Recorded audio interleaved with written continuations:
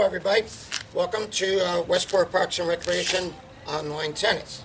My name is Dave Cardis, if you don't know me, the tennis director for Longshore and Westport Parks and Recreation.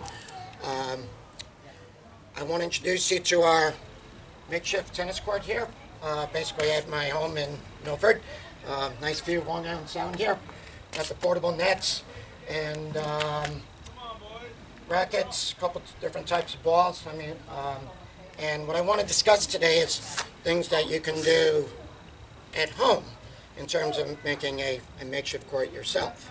This is basically a makeshift court in our parking lot here, kind of a closed area, but with driveways we could easily set something up. You don't necessarily need a net like this. You could just use a string, caution tape. I use that a lot in New York City. In certain spots where we just have a space. And then I outline the courts basically with the dots that you stand on, or you can use anything like that. So any string or caution tape that you can tie it to a couple posts or anything, any kind of barrier or something, it creates a net. If the ball goes underneath, it's fine basically because the ball is going to, you can still keep the ball in play. That's kind of an advantage with that, you know, when you're starting to hit back and forth. One thing I want to discuss today, many of you have probably seen this in our lessons at Longshore, wherever we do them. This is something that you could do on the court where you could easily get the ball hitting back and forth. I would say I would recommend this for ages 5 and up, right up to adults. Any adults that want to play, parents that want to play with their kids, kids playing with themselves and the family, a couple adults. We have adults here in my condo, some neighbors, sometimes we're hitting back and forth using this area, just to kind of keep it going here a little bit. So, you can use, need your rackets. We have our rackets here. You could use the red ball. It's probably the easiest ball to hit back and forth with.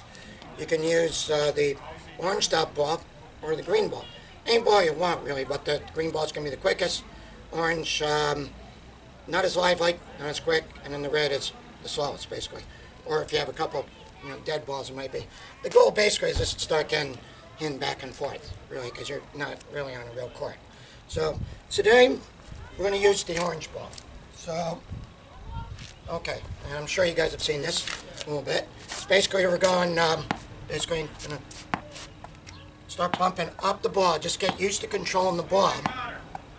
Putting the ball on, trying to hit it right on the sweet spot, like that, palm to the sky. Eastern, beforehand, or semi-western's fine, but Eastern's fine too. Basically your knuckles on the third panel there of the racket, like that. See how my trigger finger's kind of going, stretching out there a little bit. Basically under it, up, bumping up. And if you can bend your knees, that's great. We're basically just trying to get used to getting the ball bouncing, getting some racket control here while we're doing that. Okay, that would be step one. Get that going, get used to that, and then pair up with a partner, either a parent or a sibling, a couple feet apart, and then you start bumping the ball back and forth to each other, a couple feet apart. What you're trying to do is keep the ball up in the air, like that, because if it's going forward, it's going to be hard to control. So basically, in the beginning, it's not that easy. It takes time, to build on. But that's where you start. You want to start somewhere. Then step number 3 would basically be to pair up over the net. There's a partner on this side. We're basically bumping the ball over the net like that. Over, ball comes back. We bump it back. It comes back like that. So that's a real easy way to just start playing tennis. I think at one point it was called instant tennis years ago.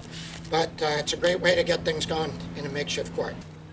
For kids that are like 3-4 years old, where maybe it's a little harder to bump it up, one thing you could do is basically roll the ball back and forth. So here's a couple things you could do. You could roll it, trap it in the net. With our peewees, we call that walk the dog, like that. You could alternate, like this. See how we're alternating, like that. You could also roll the ball. You can roll it back to each other and catch it. Or you can toss it and catch it, like that. Toss and catch, like that. Toss and catch. You have to roll, catch it like that,